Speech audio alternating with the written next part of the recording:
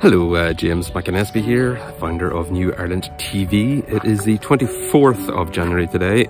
Well, the big news today is that Scotland, specifically Nicola Sturgeon, has declared that if the SNP should win the May Assembly elections, she will go ahead and run a referendum with or without the permission of Whitehall.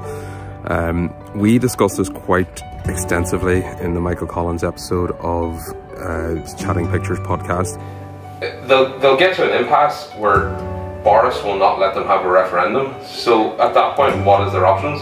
To hold their own illegitimate, in quotes, referendum, or just to totally, as a parliament, start ignoring and refusing the British Empire.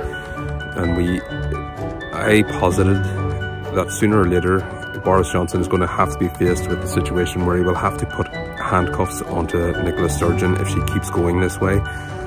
At what point will we get to that? Will Nicola Sturgeon spend the night in a prison cell before the UK forces of security start bashing heads? That's the position that we're going to find ourselves in within the next 2 or 3 years now. We are definitely on a path that is unprecedented, really, in the amount of changes we are going to see. Pretty much this has been on the pipeline since the Brexit.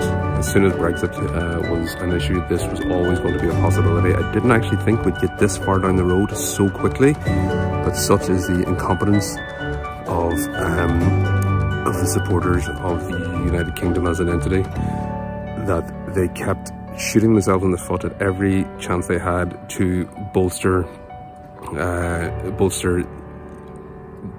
Northern Ireland's and Scotland's relationship to Westminster. For example, when they sabotaged and torpedoed Theresa May's Brexit deal, which actually would have been the best of all worlds, and we would be 2 or 3 years into a Brexit that would have been probably forgotten about by this point if it had have actually passed Theresa May's deal. But here we are now. Gordon Brown has weighed in. He seems to have a lot of affiliation for the entity of the United Kingdom. To be fair, he was a Prime Minister of it for a very brief moment, remember that? But he has been retired for 10 years now, and yet he seems to be the only person that the London media can get to speak persuasively from Scotland on the Scottish issue.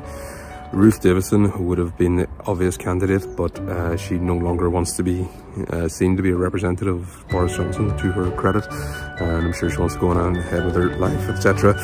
But we are now, the chess pieces have been shifted dramatically, and it happened in the days before Christmas. Nobody else noticed this, but I'm pretty sure in the days before Christmas, in locked rooms in Whitehall, there was an arrangement made where Northern Ireland would basically be cut off in order that Scotland would remain with Britain.